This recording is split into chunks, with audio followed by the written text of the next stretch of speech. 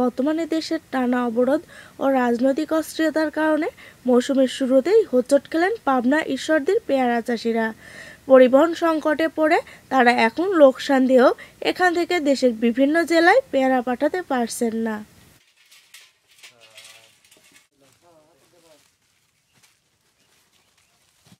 ঈশ্বরদী বাংলাদেশের কৃষিতে অগ্রগামী উপজেলাগুলোর মধ্যে একটা অন্যতম উপজেলা।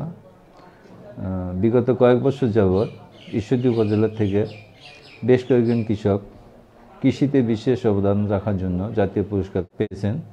বেগুন, টমেটো, কুল, পেয়ারা পরিবহন সমস্যাজনিত কারণে বিক্রয়ে প্রচণ্ড সমস্যা হচ্ছে এবং বাজার মূল্য নেই বললেই চলে। যেখানে বেগুন 30 টাকা কেজি থাকার কথা সেখানে বর্তমানে 5 টাকা কেজি বেগুন বিক্রি হচ্ছে। পেয়ারা যেখানে 100 টাকা কেজি বিক্রি হওয়ার কথা সেখানে 60 টাকাতে 50 টাকা থেকে 60 টাকা বিক্রি হচ্ছে।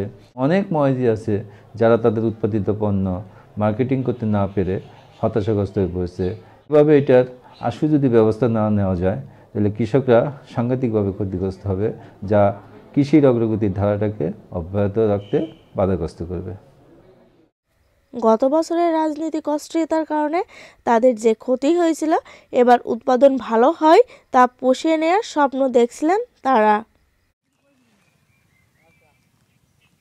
সিদ্দিকুর রহমান ময়েজ।